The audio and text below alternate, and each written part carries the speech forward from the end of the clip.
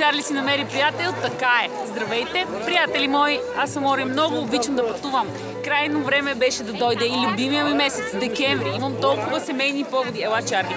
Толкова хубави неща се случват и разбира се, края на годината и коледните и новогодишни празници. Радвам се, че за втора поредна година в канала ще има специален коледен епизод и съм подготвила вълнуващи, поне за мен, рецепти и се надявам да ви харесат. Идеята е да не се прекарват дълги и мъчителни часове в кухнята, а всичко покрай празника да мине почти безпроблемно. Ще има баница с късмети и няма да има недоволни, защото съм предвидила късмети за всички. Ще има и голямо парче месо, свинско, което се е настанило удобно върху сметанови картофи и десерт. Любим ми е от детството, а вдъхновение за него почерпих от планината, в която съм най-често – Витоша. Сега с Чарли ще се разходим из този коледен базар. Най-новия в нашия град – София. Хайде!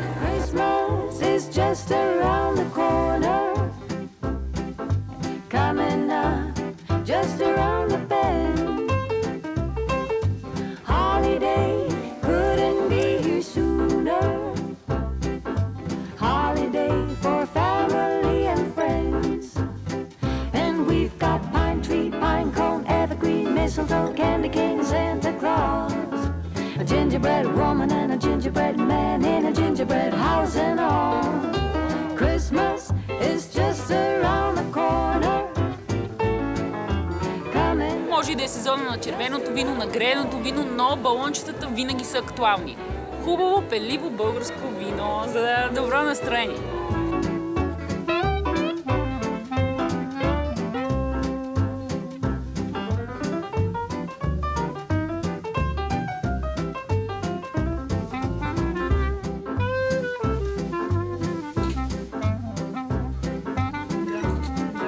Чарли яде рибатон. Почерпиха го. Старче, браво. Прави мила опашчица за мръзната. Хайде, Чарли. Чарли.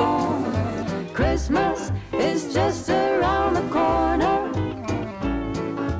Coming up, just around the bend. Look, here comes a holiday for family and friends. Christmas coming just around the Christmas coming just around. Christmas coming just around the bend. Леко му е студено на това мишле.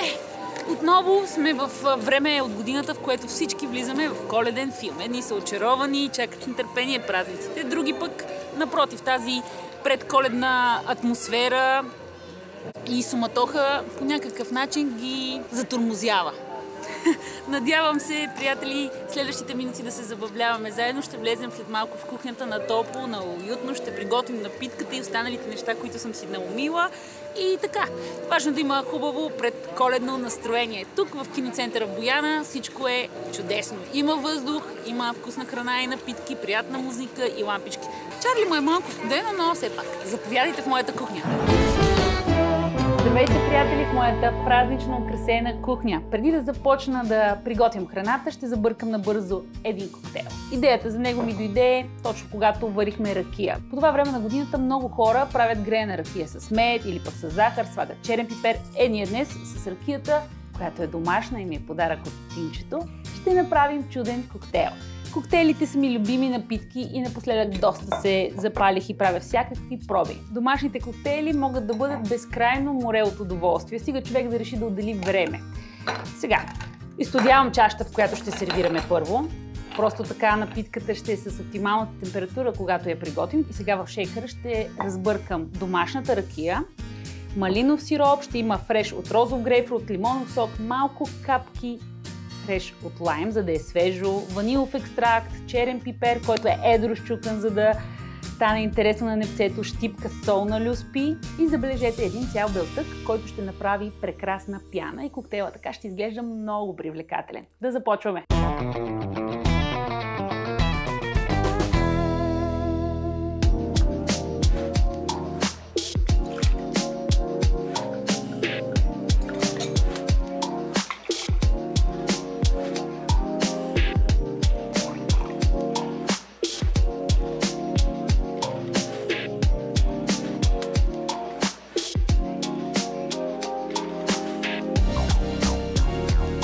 Всички съставки са в шейкъра. Ако нямате шейкър, може да ползвате и буркан, също става. Сега разбивам 10 секунди, след това слагаме щедро лед, разбиваме около 20 на секунди и наливаме в чашата, като ще махнем леда естествено. Екшън!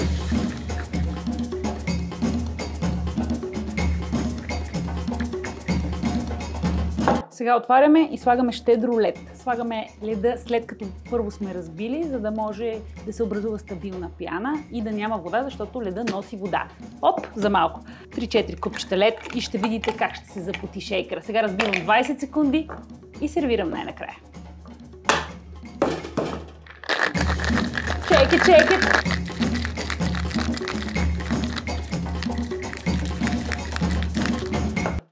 Готово. Сега, в момента на истината, чашата е добре охладена, леда си свърши работата, наливаме и прецеждаме. Сервираме с конка розмарин и кората от розов грей. О, красота! Жестоко е! Добре разбито е, ще стои дълго време. Много е пухкава, малки балончета, а отдолу би трябвало да се вижда розовия цвят на напитката. И съм го премерила точно. Ха! Много съм доволна.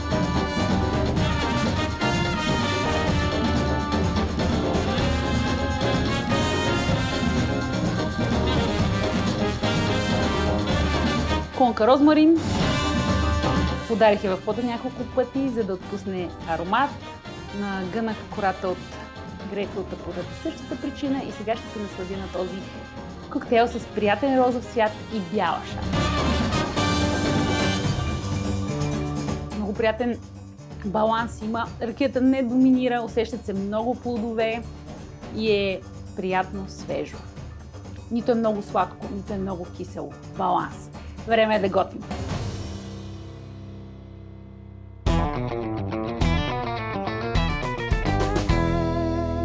Не се изненадвайте, че започваме с десерта.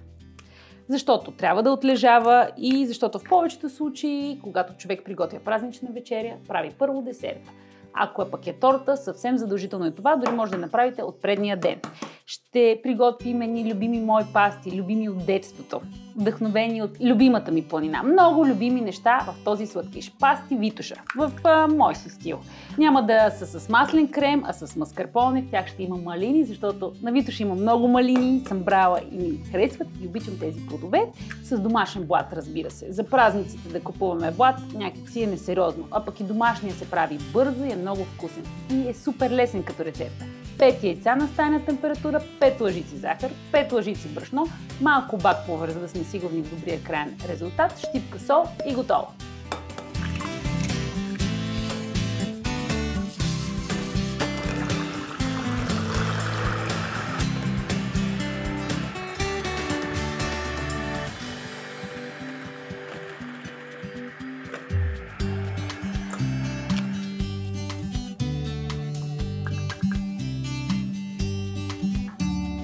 Пресявам върху хартия за печене, защото после лесно сухите съставки се транспортират в сместа.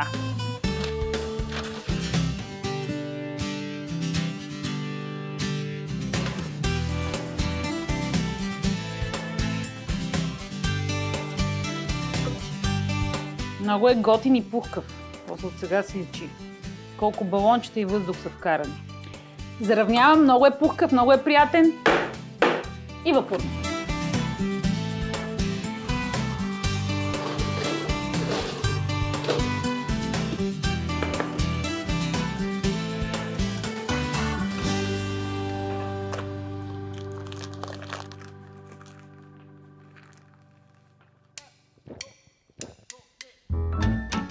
Добре. Блата се охлажда, сега правя крема. Много е бърз. С маскарпоне, както ви казах, студен. Обичам и маслени кремове, те са класиката за пасти Витоша, обаче много хора не харесват масления крем. А с маскарпонето май нямат проблем. Така че немалко количество маскарпоне, пудър захар, марсала, кора от лайм, за да даде свежест, малко от сока му, ванилия, разбивам. След това сметана от хладилника и ще видите.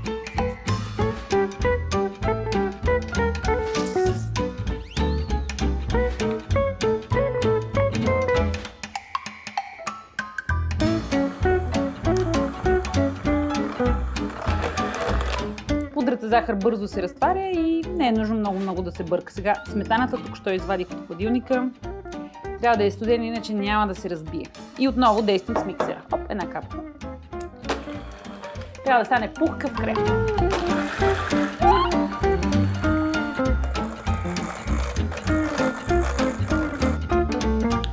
Блата се охлади, крема е в хладилника, тук е доста топло. Сега ще го нарежа на равни части. Сравнително равни 4 части, които ще намажем с крем и сладко от малини. Ще видите. Много е лесно. Най-добре е да се вземе линия, но аз няма да съм чак толкова прецизна. Празници са, да не издръбняваме някой друг сантиметър, едно стърчащо ъгълче не е от такова голямо значение.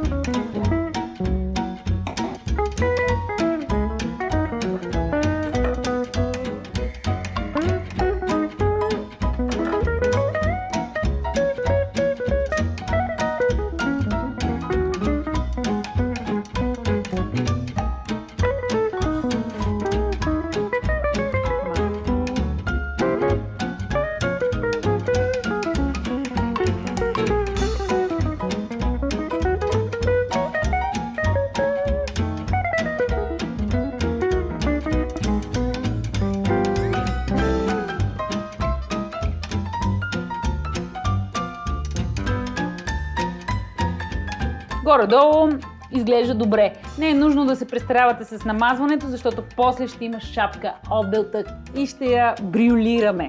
Хайде сега в хладилника за час-два.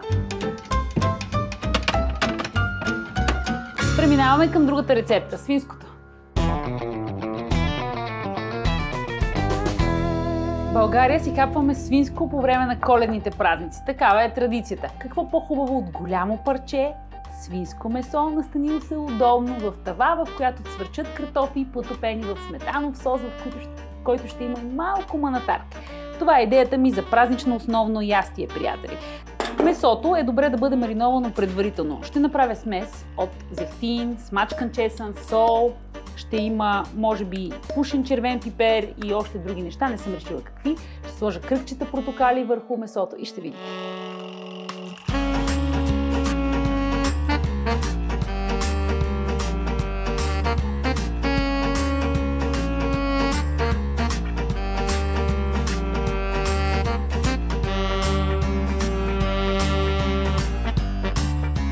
След като хубаво го намажа от всички страни, ще сложа отгоре конки розмарин и резаните портокал. И премираме в хладилник за няколко часа най-добре. Ето тази мембрана, вижте, елате да видите. Виждате ли ето тази част тук, където са ребрата, по принцип има една мембрана, махнала самия, по-хубаво е да я няма. Това важи, когато правите ребра също. Добре, изглежда добре.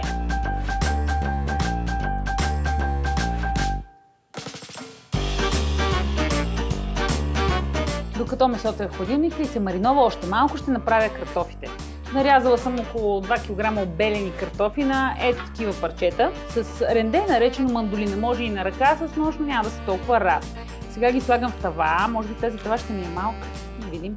И ще ги осоля много хубаво. Ще ги разбъркам и ще ги залея с млечна смес.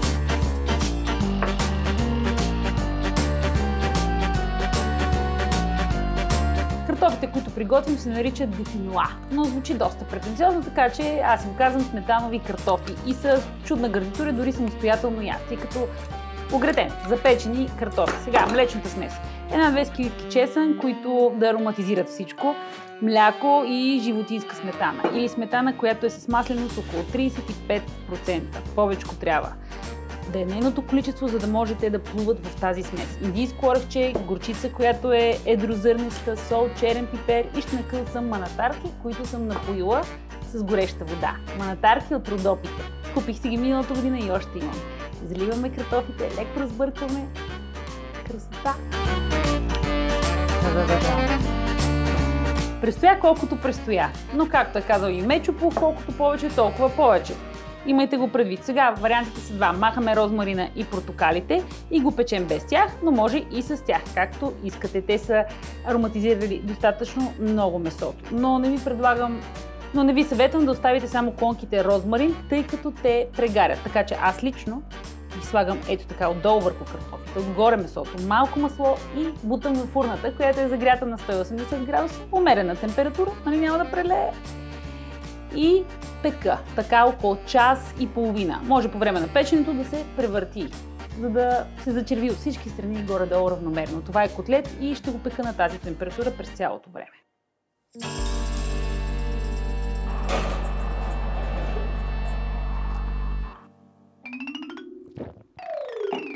Докато месото се пече във фурната, ще завършим десерта – паста Витоша в мой стил. За целта, както е така оформена, пастата, която стоя около час-два в хладилник, трябва да бъде разрязана на две парчета, две триъгълничета. Може и така да маркирате. Хубаво е да имате дълъг нож и да не се притеснявате.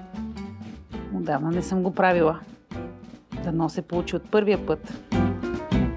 Опо!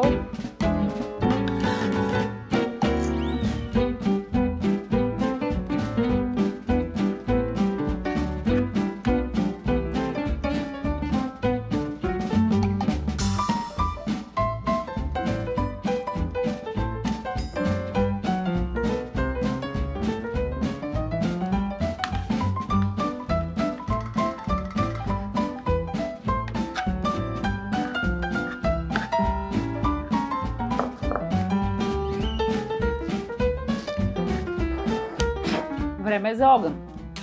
Белтъци, 4 на брой, разбити с захар, докато станат на пухкав супер въздушен сняг. Сега слагам ги отгоре, с поше по-лесно, но не е задължително, защото после ще направя вълнички с шпатула и ще играе горелката, за да е красиво и празнично.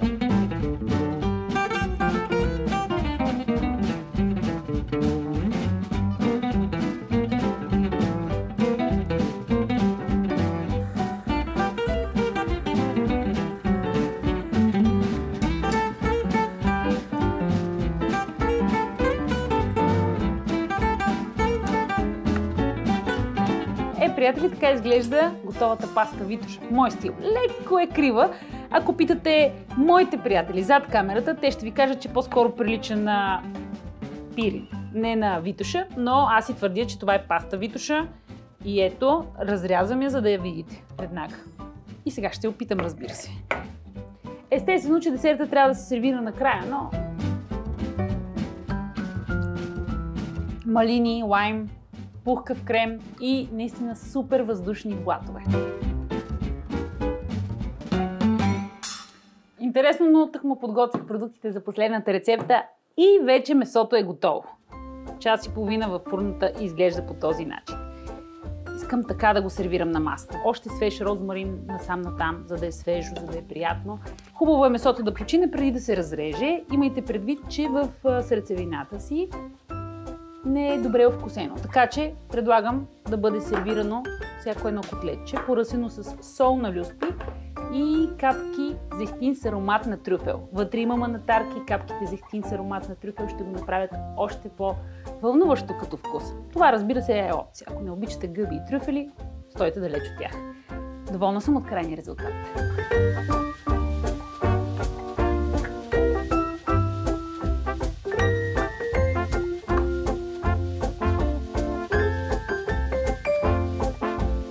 Време за сервиране. Нарязах няколко котлета директно в тавата, но може да си помогнете, като ги пренесете върху дъска. Ще си улесните задачата. И сега от картофките. Отгоре парче месо. Наистина е супер сочно. Леко розово. И точно такова искам да е коленото свинско този сезон. Капки зехтин с аромат на трюфел. Сол на люспи, защото в сърцевината месото не е толкова добре вкусено. Може да има и черен пипер по желание. И това е. Повече не е.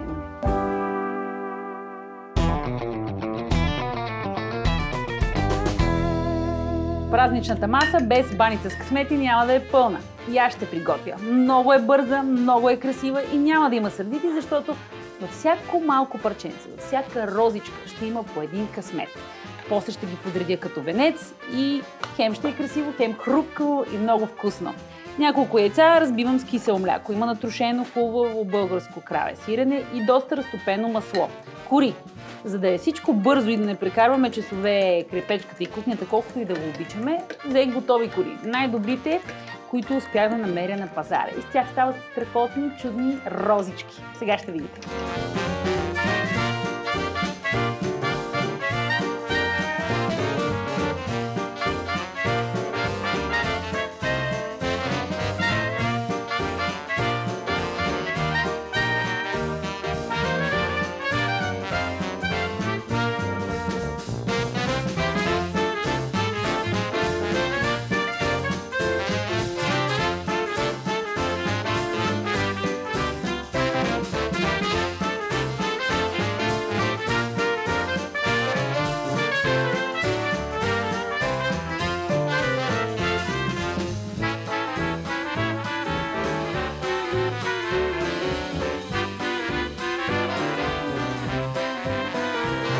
стана един голям венец и 3 рознички в средата. Влиза в фурната, която е загрята на 180 градуса.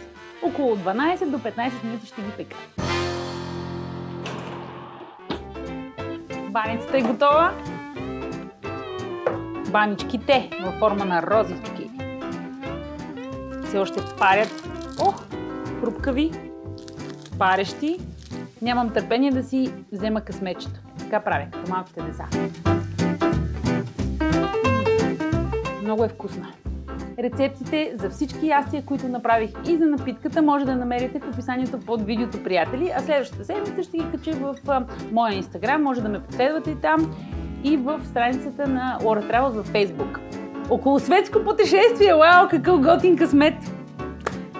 Много съм доволна. Ако планирате всичко много добре, изобщо няма да усетите времето и часовете, които ще прекарате в кухнята. Те ще са 4 или 5, все пак всичко зависи от вас и дали някой ще ви помага. Малко бенгалски огън за финал никак не е излишен, нали? Хайде, запали се, хайде, давай. С горелката наистина е много по-лесно. Приятели, това беше всичко от мен за тази година. Ще се видим чак през 2022. Пожелавам ви весели празници, щастлива нова година, весела Коледа с много подаръци и въобще забавлявайте се на живота, защото в него има много красота и усмивки. Бъдете здрави! Чао и до скоро!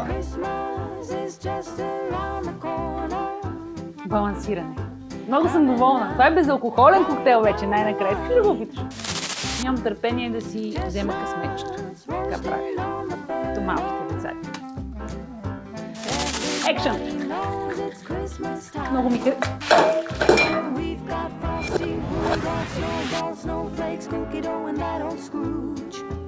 Firewood, fireplace, sugar plum, jingle bells and Santa's little helpers too.